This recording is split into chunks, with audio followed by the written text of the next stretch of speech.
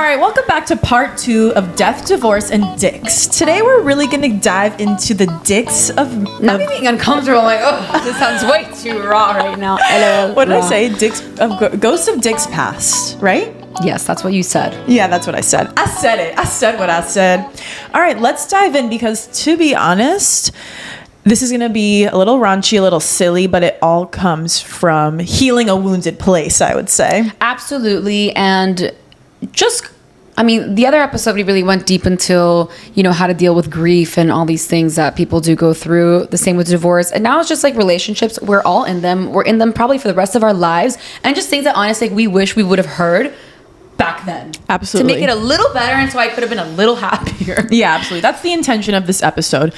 Really to reflect on like what could somebody, when somebody listens to this, we want you to benefit and like hopefully not make the same mistakes that we did. At least try.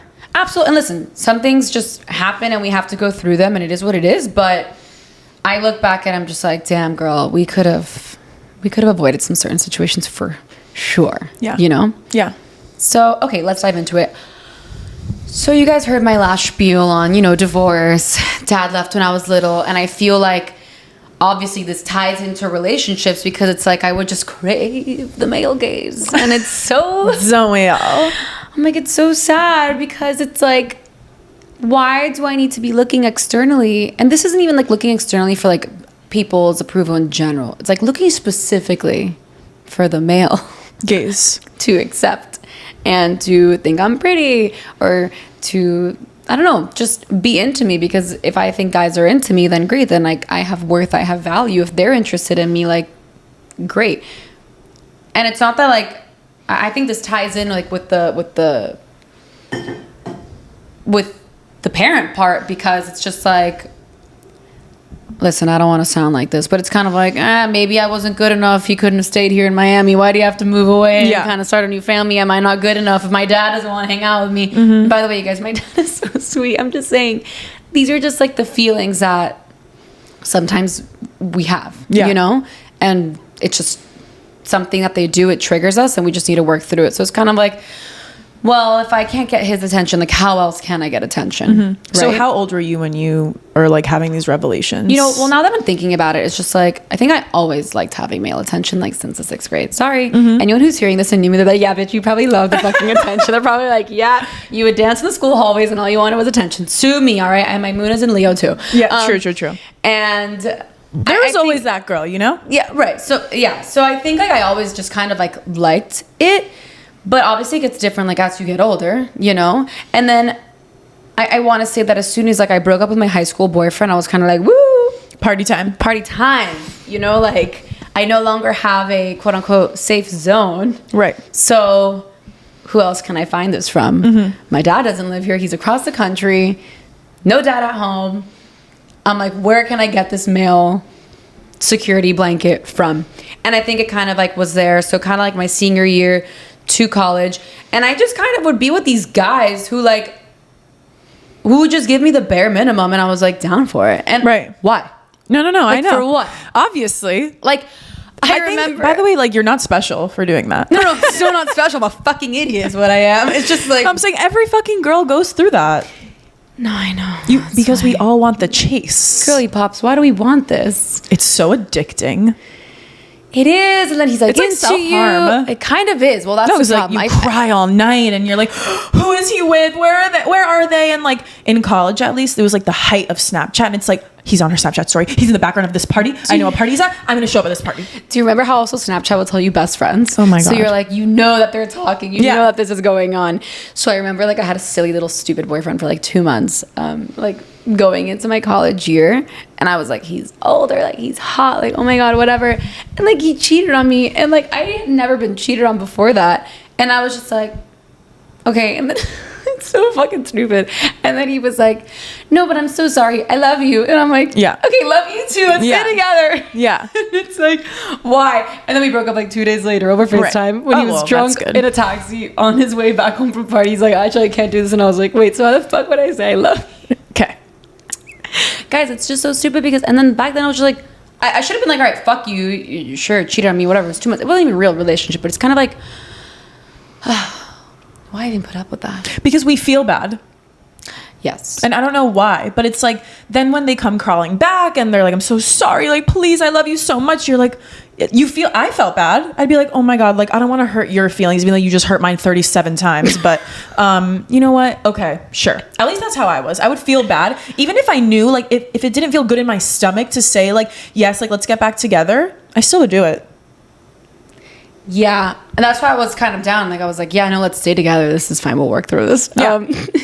And then we couldn't, obviously. And then you're just kind of like, and then the problem is that after the feeling that it doesn't end up working out, at least, then you're like, wait, then why the fuck was I open to staying when at the end of the day, they ended up, quote unquote, leaving or ending the relationship or whatever. And it's like, then why couldn't I just have done this before? Because now I look fucking stupid. Yeah. Because I was willing to stay and now I stayed. And now here we are. But why do you think that you stayed in that scenario? I don't know. Looking back. I think that I was just like, still wanted to like, I don't even know if like be in a relationship. I was just like down to make it work. I was like really confused. There was like a lot of emotions. I didn't like know like what to do. I also was like far away at that point. Honestly, all this like was over FaceTime, so this was not even in person. So I think I was just like, I don't know. And then I just kind of stayed. And then when it ended, I was just like, okay, that was like really stupid. Like, were you like sad though? I was like, okay, listen, this was a really short relationship. It was just like one of my like quote unquote worst ones where someone cheated on me. Damn, he got it over quick though. No, so quick. I don't know about, I mean, I was like sad. I remember like, it's just like a lot of emotions. And I think also when we're young, like we almost like don't have the tools to deal, or at least I didn't have the tools to deal with my emotions back then. Like, you know, like you're talking to someone, then they ignore you, then they're not answering you, then you're like feeling this like anxiety and you're kind of like, what's going to happen? What are they thinking of me? And like, you want to make it work. And you know what? I see this like with I actually, now that I think about it, like I saw this like with my little sister too, in a silly little stupid relationship that she had. And like, which makes me think back to high school when it's like, well, something would happen and then like people would like talk about it and there'd be like rumors about it. And then you're like, wait, no, but like, that's not what happened. Like, just trust me. Like, just believe me. That's not what happened. It's just like, why are we begging? Yeah. This guy's clearly not for you. Yeah, no, I know. If he's not trusting your word. Yeah. You know? So I don't know. I just think that we like, I obviously can't speak for everyone. I don't know. I just think that like, I wanted to be in a relationship. I mean, like I wanted it to work out. Maybe not with him, but kind of like just with anyone. And so this is what I have. And I'm just kind of holding on to like whatever little kind of like relationship there is left to be in a relationship. I think, or to be loved by someone. I think that's what it is, that when we're younger, it's like if that person doesn't want to be with us, it's like, well, why? What's wrong with me? Like, you know, and you're constantly just like pinning it on yourself for absolutely no fucking reason, because it has nothing to do with you and it has all to do with them. You're so right. Especially when we're older and we're looking back, it's so much clearer now to be like, if something doesn't work out, like, great, whatever, it's over, it's done, and like something way better is ahead for me. But back then it's like, no, there's absolutely nothing and nobody else that can provide this type of relationship for me, even though it's a horrible relationship, you know? And you're just thinking like, it's gonna get better and then we're gonna be like stable and we're gonna be together forever, ? Like, I don't know, when I was in college, I wasn't ever thinking about marriage, like, you know what I mean, with the guys that I was with, but I don't know. No, I fantasize every single person, and I'm just like, this could be my husband. Wow. No, I never did that, but for some reason I like also just wouldn't want the relationship to end. Right. Well, in my case, I think I was just like a little delulu. And I have this thing where I just fantasize and create scenarios. Like, I'm the kind of person, like, I'll be walking around Burger King and Justin Bieber posted that he was staying at the Mandarin Hotel. And I was like, I'm going to meet him. We're going to get married. And this is going to happen. Totally. No. I don't know if like, obviously not everyone's like that, but like, that's just kind of how like my brain functions. Like, I will come up with a whole 20-minute scenario of how this is going to happen. Okay. So what did you do to build up this self-worth? Like, what do you mean self-worth? It's delusion. No, I said after the delusion. Obviously, you got to a point where you're married. You have a husband now. So you got to a place where you were able to meet a steady partner and like build a life with him. So like, what came after all of these like horrible relationships, horrible like cheating scenarios, and like you had to have gotten to some sort of place where you loved yourself again and you weren't trying to just have the male gaze. Right. I think that well, for some time after that relationship, like I still just kind of like wanted people's attention. I would even like attract people like maybe that I wasn't even so into, but I would kind of just keep them around because I wanted them to like be feeding my ego and telling me that I'm whatever, that they were like into me, even though I wasn't even into them. I would just like kind of like linger, keep them around. And then I think that I really started to have like my spiritual path and started to like, and also like, I don't know why, like since I was young, I was like, I need to work on my self-love, like my self-love. Like I don't love myself enough. So that was kind of like my theme for a long time. And then I started going to the Kabbalah Center, which has been a godsend. And just like working through spirituality. And then you start like learning more about your inner child and trying to become better versions of yourself. And what's really interesting is that like during my period of self-healing, I was actually probably I don't want to say at the height, but like probably still really bad wanting attention from other people. You are, because you're realizing that you need help and you're trying to fix something. So you're kind of like in the trenches while you're there, but trying to help yourself. But when you're there, you're kind of like, well, I'm doing the work. Like I'm helping myself. I'm like here, I'm doing the classes, I'm doing the sessions, I'm doing what I need to be doing. So it's like, I'm kind of like, it's almost like, not entitlement, but I'm like, I'm kind of doing everything that I can right now. I'm doing the best that I can. And like, look at me, I'm better than I was before. Like here I am actually trying to like work on myself and heal my wounds. But then why am I still trying to go after other people's attention? And this was all in New York.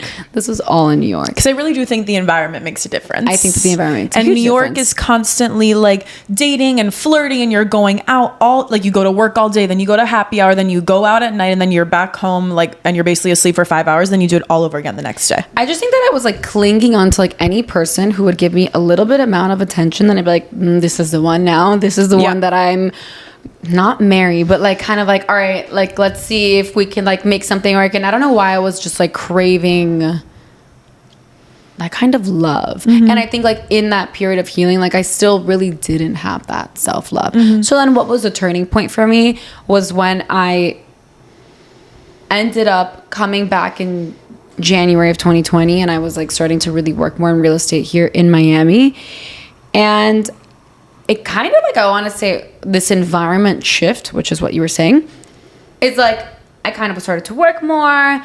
I was feeling better about my career because I was like, whoa, like my days are busy. I'm doing X, Y, Z. I'm starting to accomplish things. Then I was hanging out with my friends from Miami, and it was kind of a new group, and I was making new friends, and I was feeling really good and confident like with my friends. And I felt, you know, I will say when I was in New York, like I didn't have like a good group of friends. Like I had singular good friends. Yeah. But not like a good social group. Yeah. And I think that kind of also makes you like, I don't know. I just wanted to be included in something. Yeah. You know, I think like just in general in that time of my life. So I come back and I'm like hanging out with like better friends, and I'm just having more fun with my life. And I'm like during the week, Monday through Friday, or Saturdays, whatever, I'm working and I'm feeling good. I'm starting to make some money. Then I have this group of friends of mine. We're just having fun. Like after work, we're going to happy hour, and I actually had the energy back then to like do these things. And I was just like enjoying myself. I was back in Miami. It was nice and warm and night, like just sweater weather and chill in January. And I think that I just actually started to like be happier with my days to days. And I was just filling my mind up and my life with other things. And then it's like all of that work that I had been doing the previous year, it's not that it goes like unnoticed, like that was all still like in my head. Yeah. But now I was kind of like getting away from the theory and actually putting it into practice. And I was like actually changing my life and my habits. And I was waking up earlier, and I started to become more disciplined and consistent in what I was doing. And then I started to work out, although I always kind of worked out, but like, I don't know. It's just like everything kind of shifted, and then my focus shifted, and I wasn't so focused on men anymore. And then funny enough, when you least expect it, then it's like this kid comes along, and you're like, oh, it's kind of nice. And then that's when I met Ricky. But it's kind of like, I honestly say it always happens when you least expect it. And I think that the reason that quote is so meaningful is kind of because it's like, it's really, you're not looking. You're like doing so many other things that you're so not putting the focus on it. It's kind of like when you're like, I want to lose weight, I want to lose weight, I want to lose weight, and what am I eating? And like we've talked about this, and we have other episodes, like what are my calories, and am I doing this right? Am I doing that right? I need to be doing that. It's like you're putting so much emphasis on losing weight that number one, your life is so fucking focused. It revolves around that you can't even go out to dinner with your friends and have a good meal because you're so fucking focused on your 8 a.m. class tomorrow and eating well that, and you're still not losing fucking weight. But the moment that you're like, oh, actually, like, let go, then it's like, oh, then you start to drop pounds or you start to just feel better in your skin. So I feel like when we take away so much emphasis, that's when things just like, it almost like we have a blockage on it. And then it allows things to flow. What do you think? No, I agree with that. And I obviously had a similar experience. I mean, I look at like my friends who are single now make similar mistakes to what I was doing all of college. And my experience in college was very interesting. Like I got there freshman year, whatever. And like my whole life pretty much, like if we're talking about healing inner child, which we are, I was just always such an insecure girl. Like I was always overweight growing up. And like throughout high school I was, and all my friends like were always like kissing boys, and like boys really liked them. And like no guys ever liked me. Like they liked me as friends, and I always had so many guy friends and it was great, but I never felt like attractive ever. And then I get to college, and I just like grew. Like I wasn't like actively trying to lose weight or do all these things, but I just like grew into my body and like left the environment. I was also at my same school from 5th grade to senior year. And it's like the same people. It's the same exact people. Yeah. It's 80 kids per grade. Like nothing's really changing. And so then I got to college, and like it was just a whole new environment. I'm in a whole new state, city, everything. And I was like getting the male gaze, and I was like, oh my God, like this is so fun. Like this feels so good. Like I actually am pretty. Like guys think I'm pretty, whatever. And then I like hook up with a few guys, whatever. And then I meet this one guy, and basically like for the first 3 years of college, we were like on and off, like together and not. And, it's not like his fault because I was accepting like this specific type of treatment. And I wish I never would have. And it doesn't matter like what your friends are telling you, because it came to certain times where I would have to like lie to my friends and tell them that like we weren't hanging out, even though we were, because I knew they'd get mad at me. And like, I obviously knew Why would you do that? Like, why would you want to listen to them? Because like you don't care. Like, and I was in college, I'm like, oh, I'm having fun, like I don't care. And to be honest, I really like never had an image in my head like I'm gonna marry this person. Like I just, and also maybe that's a separate topic, but I don't, every guy I've ever been with besides my fiance, seriously, I swear on my life, I never was like, this is gonna go for far into marriage, and like my parents don't need to meet you. And like I dated like a few guys after this other guy in college, and I still never had that feeling. So it just never felt so serious to me, dating or like guys. I was just like, whatever. And maybe deep down, like, wow, I'm really thinking now, like deep down, I feel like I never thought I was good enough for maybe somebody to marry, like, honestly, if I'm really reflecting. Wow. And I don't know, it was such a horrible cycle. Like I let this person do like so many terrible things to me. Like if my daughter ever accepted this type of behavior or treatment, like I would seriously like crack her skull against a wall and give her a lobotomy so she got a new brain. So she'd have no brain. I think it's so, we're like really whipping out the quotes in this episode, but you really accept the love you think you deserve. Yeah. Thankfully, I was like 18, 19, and 20 when I was doing that, and not now. Still not an excuse or like a good thing to do, but yeah, I mean, I never thought I was good enough, and I got like a speck of male attention from one guy, like a little, not even consistently, it was technically still inconsistent. Right. And I just like latched onto it, and I was like, I'm going to do anything to like make this guy like really want to be my boyfriend, you know, like I'll just do whatever, and like I'll keep him around, and like it'll be okay. And even in between, like I'd still see other guys and do whatever, but then he'd always come back. And then I'd be like, you'd always be like, yes. And I'd always be like, yes. And then like we would seriously date, and then we would break. I broke up with him every time after we would seriously date. And then you ask yourself like, okay, like you got what you wanted. Like you're seriously dating this person now. So why do you want to break up with them?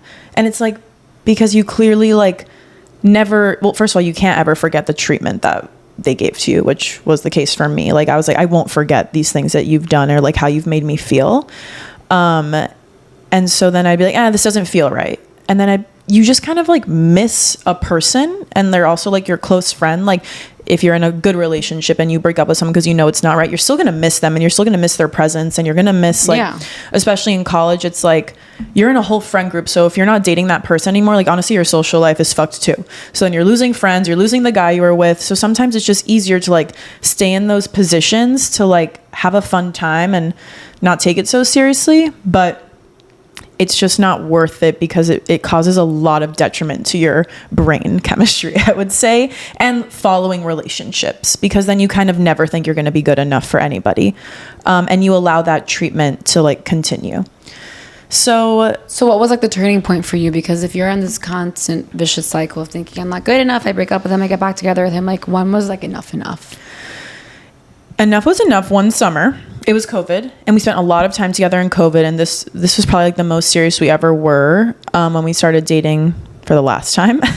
And then we were together, and then it was COVID, and we were in the same place because I couldn't go home to Miami. And then when I finally went home to Miami, I was like working, and I was super busy. But honestly, he was kind of the type of person I could never trust, because he would like go out, drink, make really poor decisions when he was drinking. So I was working a lot at night because I was working at my dad's restaurant, and he would be out, and like I would never really know what he was doing, and I never felt good about it. And I never will know what he was doing, but I just know, like, I was like, damn, like, why I shouldn't feel like this. Like, I shouldn't have this, like, anxiety, and I shouldn't not have to, like, not want to talk to my partner.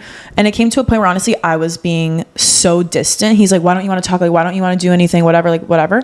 Because we're long distance, I guess. Yeah. And I just was like, this isn't working. And I broke up with him. Was there like an internal change in you? Because before you were kind of like still... Maybe it's similar. Like I had more purpose. Like I was working really hard, and it's like I was kind of like filling up my own cup. Or maybe you're like, it's not just school, these friends, and this guy. Right. Yeah. Right. Like that's not your whole life. Right. And it might feel like it in the moment. And then we broke up. And again, it was July, and then we go back to school in August, and it was my senior year. And it's hard because then you have to go into your senior year with like not all your same friends again, and you have to deal with like they're throwing parties, and then you don't want to go to the party because you don't see him. Yeah, and so all this stupid stuff. So then there were thoughts of like, oh, should I just get back together with him so that it's easier and I have like a fun senior year? But I really didn't let myself, because I knew like you can't just break up with somebody like 3 different times. Like you know that something's wrong at that point. Maybe it was just like the last straw, because I was like, okay, clearly this hasn't been working, so like why is it gonna start working now? And that was a realization that you had. That was a realization I had. And you were brutally honest with yourself at that point. Yeah. I feel like a lot of the times we're not being honest with ourselves. No. And then, like, go figure, I met my fiance 1 month later, which is seriously the best guy ever. And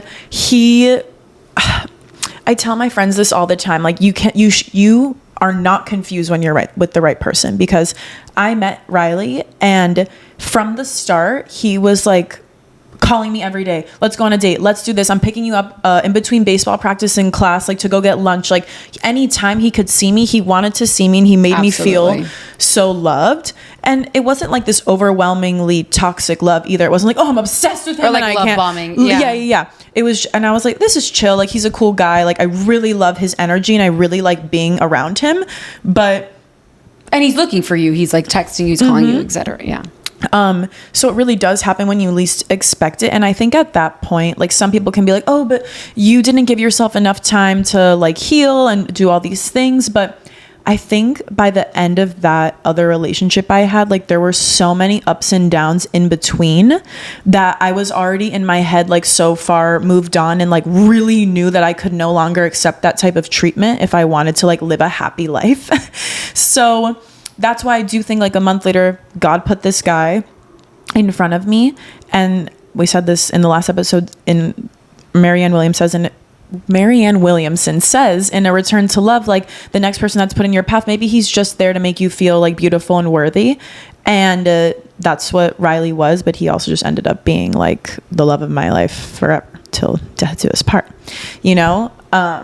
So I think he was also put in my path as part of my healing process, 100%. 100%. And we were able to like get to this point together, which is great. But there was so much that came before that of me like really just never thinking that a guy would ever love me and want to marry me. Yeah. What you're saying is so true about, like, you know, Riley was looking for you and calling you and texting you and actually trying, and how women should never feel confused if he's into you or not. It's kind of the same example like what I mentioned my sister. Like, you don't have to be begging this guy to understand you. You should never have to be like, no, but he doesn't believe me, and like I told him this is what happened, and like really, like, this person should be on your side. They should want to be open to listening to you. They should want to be with you. If it's really so hard for them to just believe you, or to like just want to hear you out or talk to you or whatever, like, I just don't think that's your one. Yeah, 100%. And do you have anything else to add on to that? Nothing major right now. No. Okay. No, I was just gonna say, like, something else, like, just in general, looking back, that I look at today and, like, really, really, really pisses me off, is how some women, and I mean this, like, mostly myself, like, we were just so scared to say no to certain situations or to certain guys, because we thought, at least me, like, I thought, I don't know, maybe he's not gonna like me, or maybe not judge me, or it's like, if I don't kiss him, or I don't hook up with him, and I don't mean like having sex or whatever it is, but it's just like, if I don't do that, then like what possibly? Now I'm thinking, like, what is wrong? Okay, he doesn't like you, cool. Yeah. Tell him to fuck off, he sucks. Yeah. Like, you know, like, why did we say yes to so many things? And I think it was like out of fear for not being accepted or not being liked or loved or noticed. And it's kind of like, we say this, and we shouldn't do anything based out of fear. We shouldn't make any decisions based out of fear. Why now are we going to make decisions based on fear, which are like the most intimate decisions? Like, the most intimate thing in our life is connecting with someone.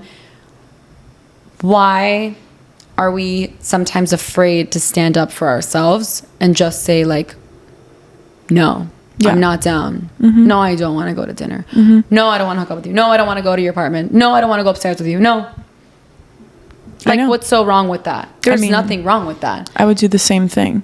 And then you, like, almost gaslight, manipulate yourself into, like, making certain decisions. Like, I remember one time, like, I was hooking up with this guy, and like, consistently, right? But we weren't dating. But, like, in my head, we're like only seeing each other, exclusive, whatever the fuck that means. Okay. Yeah. And then one day, my friend texts me, and she's like, hey, I just saw him, like, going to hook up with another girl, like, in his room. And I was like, what do you mean? Like, we just hooked up yesterday, and, like, I thought we were, like, together. And actually, like, the day before, he had told me, like, oh, I only want to be with you, blah, blah, blah, while he was drunk. And then you hear this, and you're like, what? And then I ignore, and I don't talk. And then he's like, what's wrong? And I'm like, what do you mean? Like, you told me you only wanted to be with me, and then you're hooking up with some other girl. And he's like, oh my God, like, I don't remember that. Like, I was, like, so drunk, blah, blah, blah. And then you're like, okay, well, do you want to be with me or not? And then they say yes. And then you just accept that behavior. Like, that is not okay. And then you make up excuses like, oh, well, we actually weren't dating, so I guess he technically is allowed to do that. Like, no, if it doesn't feel good for you, then no. Like, then you're absolutely, like, he's not allowed to do that. Doesn't matter if you've been in a relationship for 10 years or not. If it doesn't feel good to you, then you have to say no. I think also, like, we need to be more in touch with ourselves and our inner gut and actually listen to it. Or, like, a scenario where someone will be like, you know, I made a promise myself that I don't want to, I don't know, go home with you after dinner. I just want to have dinner with you. And you told yourself that. And then time comes and you're like, no, well, you know, maybe he's telling me he wants me to go. Of course he wants you to fucking go, you know, home with him or whatever. And you're like, okay, like, no, fine, I'm going with him. That's, like, already number one. Like, you told yourself you weren't going to do it. Yeah. And sometimes, like, we even tell them, like, no, I'm not going to go to your apartment after this. Yeah. And then you do. Yeah. So it's kind of like, well, I don't know if at that point we're sending a wrong signal where it's kind of like, she already told me she wasn't going to do it. Now she's doing it. So now let's see how far I can really get. It's a game for both sides at the end of the day. Yeah. Like, when it gets to that point, not in a normal, healthy way. And then it's kind of like, if we're already feeling uncomfortable and we already didn't want to go, but now we're going, and now we're in a situation where, like, well, fuck, now I really don't want this to go any further. I think that we just need to be okay with just, like, walking away. Seriously, what's the worst that can happen? What's he gonna say? Tell your group of friends that she's prude. Like, yeah. Okay. No, I was gonna say she's a prude. Yeah. That I'm a prude. Cool. Yeah. Like, seriously, what's the worst? And I feel like sometimes in the moment we don't think about that, and we don't listen to ourselves and to our gut when we really, really should. you know? So I think that's really important, and I wish like someone would have reminded me. And you know what? Reminded me in like in a loving way, like, hey, it's okay. You don't need to do it. Just say no. It's like nothing's going to happen. On the contrary, I feel like a lot of the times back then, what I would be faced with, I don't know if this is what you felt with your friends, but it's more like judgment. Like, oh, it's absolutely judgment. Well, you said you weren't going to do it. So why'd you do it? Yeah. Why are you doing that? You're kind of a slut. Yeah. It's like, well, this is really not helping me now. I feel fucking like I did something wrong, and I should have said no, and I didn't. And now I'm being judged from the people who are supposed to support me. I'm venting to, and I want support and like love from my friends, and I'm feeling completely judged. So now I'm feeling alone and isolated. Yeah. And I feel like I have no one to go to, because normally we are not talking to our parents about this. Yeah. So I feel like it's a really delicate dance, especially now, like with single friends when we're in our like, you know, mid-20s versus college, because you definitely want to act differently, because at least me, like I know how it feels to like have somebody making you already feel bad about a decision that you probably know is not good. But like, how are you supposed to approach that? Because I have plenty of single friends who I think sometimes like all they say is that they want to like be with their partner, and they want to get married, and they want to have this and that and have children and blah blah blah, but they're really not acting accordingly. And then they're like, well, I just want to have fun too. And I'm like, well, what do you want? Because fun and having a stable relationship is really not the same thing. I mean, that sounds horrible, but you know. No, well, like by fun, I think you mean like just like getting with random people, which is like so okay. Yeah. But that's a different desire than wanting to get into a relationship. I mean, then they kind of like fall back to that same person, like, which is what I did too when I was younger. So it just, I think, has to come from within of like, it'll come to a point where you're like, I've had enough of this treatment. Like, I know that this doesn't feel good anymore, and I know that I deserve better. And the hardest part is like staying away from that person. It's not ending it. You can end it and go back a billion times. The hardest part is like staying away for real and like actually not going back to that. And I would say as advice, like if you are having a hard time with that and having a hard time cutting ties with somebody, then like think about how that person, I would say over 50% of the time, makes you feel, because it's usually not very good. Maybe there is like a 40% chance you have fun and it's a great night, but if it's not like 99.9% of the time you feel really good and you feel like your best self, then don't be with that person anymore and like move on, because so much greatness is like awaiting you. Definitely listen to how you feel 100%. If you don't feel good 99.9% of the time, like then it's not worth it. And it really is not worth it. Like you deserve more. And you can get it, you know? And again, like, I just feel like if something does happen and say you have a one night stand, like, don't make yourself like feel bad about it. I think that's the worst, when we beat ourselves up. And if your friends are being judgmental, then honestly, like, then maybe your friends are being kind of shitty in that moment. I don't know. But don't let that like tear you down. Cause I feel like that really would hurt me when my friends were judgmental towards me.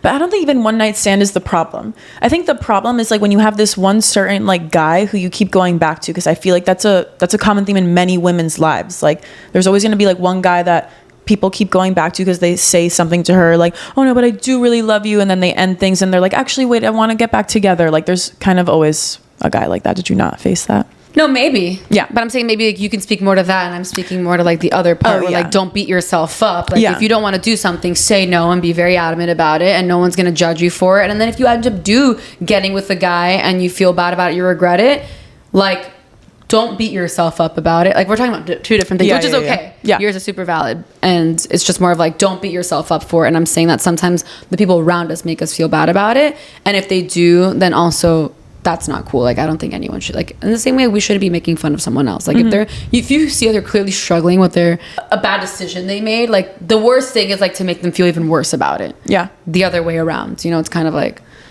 I mean, you know your friends and you know how you can speak to them, but I feel like both ways. Like if we don't like to be judged, then we also can't judge other people when they're going through certain things, you know? But 100% listen to your gut in those moments and listen to it, and that's what I'd have to say. Yeah.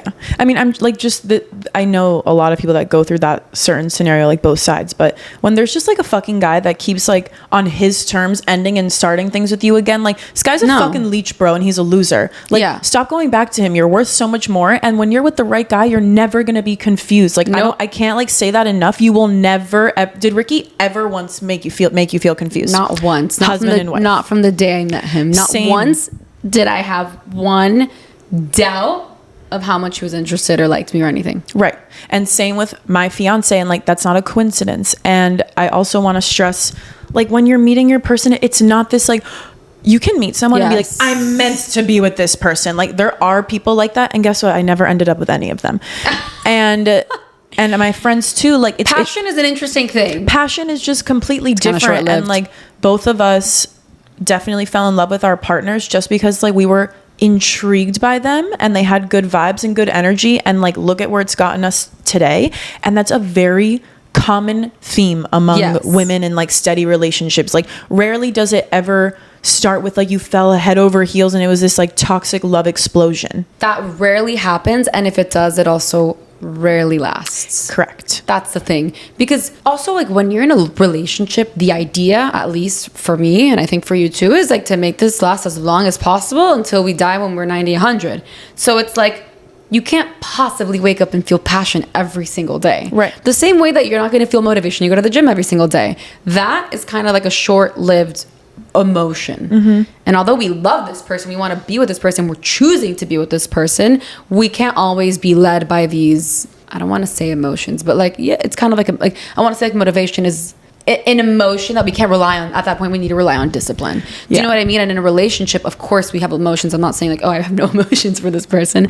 I'm saying you're with this person. At that point, you love this person, you want to be with them, but you're going to have so many ups and downs and so many things going on that, of course, you're not going to feel passion every single day. Mm-hmm. I can't rely on passion to drive my relationship every single day. Where the fuck is passion going? The dishes are dirty in the sink all day. No, exactly. Like passion's not going to do it, but what's going to keep me moving forward is the fact that I'm choosing to be with this person because I love you and because I have this extreme connection with you. Yeah. And passion can come in and out, but it's not always fireworks and explosion. Like who the hell lives every single day of their life with fireworks explosion? No. And I think it's probably different for everyone. Like for me, I knew that I could like spend the rest of my life with this man because he makes me like laugh every single day. That for me is maybe the equivalent of like this passion. I mean, not every single day. Some days he's fucking annoying as hell. But like most of the time, like he makes me feel really good. Like anyone that can make me like laugh and giggle and be in that type of vibe is like somebody that I know I can be with for the rest of my life, you know? For me, it's almost like I'm just at peace with you. It's like kind of the opposite of passion. Like I've never felt so calm and secure and at peace and grounded and just like really, I mean, really it's at peace. Mm-hmm. Of course, we have passionate moments. Again, it's like a passionate moments, but it's not like bursting. And those are the things that's taking a relationship forward every single day. It's like those little things. It's those little moments of peace and quiet and grounding and just like feeling connected, and those parts where you're like laughing and giggling. It's not like these like crazy times where he's taking you to the most extravagant place and you're having this like crazy, we met at 20. We went to like Chipotle night. Yeah. You know? Yeah. That's not how you're moving through every single day. I also just want to say, like, I fucking hate all these dating rules of like, you cannot be on a date for more than 2 hours. Like, what does that even fucking mean? Like, when I would hang out with Riley, like, it would be for hours on end. We wouldn't want the night to end. And I'm not saying like it can't be like a first date can't be on like 2 hours. Like you could still meet your husband and have a first date of 2 hours, but like when we hung out in the beginning, it was like all like we would go to dinner and then he'd come over and we'd watch TV and like it would be an all night extravaganza and like, okay, like look where we are now. Not like, the all extravaganza. No, I totally agree. I think like there was and the same rule as like, oh, like you just broke up with this person, like give yourself like 6 months before you talk to somebody else. To be honest, no. I think everyone needs to like feel what's best for them, but I've seen multiple people get out of long-term relationships and literally 2 or 3 months later find people that they are literally meant for. Yeah. Like I was like, wow, you just got out of that long-term relationship. Kind of like you. Yeah. It's like you got out of a long-term relationship and like 1 or 2 months later you find this person and you're like, whoa, no, this is... And then you fast forward and you're like, wow, no, that was so your person, the person after that. So like, who's to judge like if you're supposed to hop into a relationship or not? Right. Because I've seen many examples where people are like, no. Right after they found the quote unquote the one. Yeah. You know? But I didn't follow any of those rules either. I mean, it was during COVID and the way that people would hang out here in Miami is like we go for a walk and like a walk is not, we would walk to Key Biscayne and back. It was like already like 3 hours in and of itself. And we would just spend more and more time together. I think it's kind of like good that you want to hang out so much. Mm-hmm. And if I were like so restricting myself, then it's kind of like you're just letting kind of, I don't want to say like like ego and like just all these thoughts get in the way, like, oh no, but I can't give too much of myself too soon. And it's kind of like, well, maybe you should just feel it out. But also, I was literally gonna say, like, also, it doesn't fucking matter if you have sex on a first date or not, because like that person is gonna be with you regardless if they want to be with you or not. Like, it does not matter. You know what I mean? Like, yeah, they've already made their decision on if they like you or not. And like, okay, if you have sex on the first date, like, and they don't like you, yeah, they're never gonna call you again. But if they do like you, like, you're gonna continue to talk and like form a relationship. Like, I also just really don't like that rule. Like, you should just do whatever you feel. But again, I think you need to like really listen to yourself and do what feels good to you. But absolutely, it's like the way that all these rules, I went out the window. I didn't even think about them. No, I didn't know one fucking rule that was going on. And then we ended up hanging out every single day, and like that's actually what brought us so much closer. Yeah. And then we started dating, and we actually like loved hanging out. We had so much fun together, and I'm sure you and him all night extravaganza. You guys had so much fun like all the time, and he was funny, and you guys are just like getting along, kind of like when you like make a new friend, and you're like, wow, like where's this person been my whole life? I'm just having so much fun with you. Yeah. You know, but it's like, no, but I have to wait. I can't text you. I can't call you. I can't do this. I already went on a date with you once this week. I can't go on another date with you again. Oh my God. No. And it's like, why not? Yeah. Like, let me be so clear, because I just said like it wasn't this toxic explosion of love, and it really wasn't. Like, but he was clearly making so much effort, like every day, like anytime he could see me, he would come over to my apartment. I'd be like, yeah, sure, like come over. I wasn't like eager and like hanging on to this. He was just like, hey, want to go grab a sandwich? Like, I have to go to practice in an hour and a half, but like I'd love to see you. And I was like, sure. Like, and if I said no, guess what? We'd still probably be where we are today. But if I had time, and like he would come over sometimes, I lived like right next to school, and he could come over right before class. Like, he'd come over, say hi, like, and then he'd leave. And it was great. Like, we hung out all the time because of our schedules at the time, but it wasn't me like addicted to like hanging out every day. He just made it so clear he wanted to see me every day. And I was like, sure, I'm open to this. I think that also like you're not like desperate to hang out with this person either. Right. Again, it's not with the rules, but it was something kind of like naturally that you like listen to yourself. Right. And also like when you're thinking about past relationships that maybe didn't work, like don't beat yourself up about it. Like, be so grateful for those experiences. Absolutely. I know I am. And also like, I think maybe 1% of the time these people like there's a malicious person, but I think most of the time like the guy is also kind of doing the best he can at the time. And if you're gonna accept certain behavior, then like that's on you too. And like just be grateful for your experience, because you learn from it and you move on, and it makes you like a stronger and better person. Like, you don't have to be ashamed. You don't have to wish you never went through any of this, because I do think that the guy most of the time is doing his best, and he actually like is a good person. At least that's how I feel in my experience. But even if their best kind of sucks, right? Yeah. Like I don't think anyone's trying to like maliciously like hurt a girl. It just kind of like ends up that you two aren't right for each other. There's like maybe 1%. I'm like, not me thinking you tell me lies. Okay, yeah, that guy's fucked I'm like, up. That guy's fucked. I think there's definitely like a 1% of men that are fucked up in the head and like really do try to like be evil. But I think most of the time they're not trying to be evil. They're doing the best they can, and like who knows what their past experiences are. So just be grateful for every moment in between. We need to be like little bodyguards. Be like, who are we letting into our circle? Exactly. Who are we letting hang out with us? Exactly. And it's just like, are we going to accept this behavior or not? And I think that sometimes like with friends, we're like, well, this girl's being a bitch. I don't want to be her friend anymore. Mm-hmm. You know, and maybe with friends, we're easier to like cut them out than a man. But it's the same thing. Yeah. It's like, be your own advocate. You know your worth. So your actions will dictate if this man is going to stick around or not. And when you're making these actions, and if you are confused, if you don't know your worth or what you deserve, just think like, am I making this decision? Am I hanging out with this person? Am I doing this coming from a place of love that I feel really good about, that I later can be like, okay, I feel good? Or am I making this decision out of fear? Yeah. Or because I don't want to feel alone. I don't want to feel, I'm going to accept them and get back together. And because I feel alone and I'm not going to find anyone else, that's out of fear. Yeah. Make decisions out of love. Well, love you guys. Love you guys. All we need is love. Yes. Ciao, bye. Ciao, bye.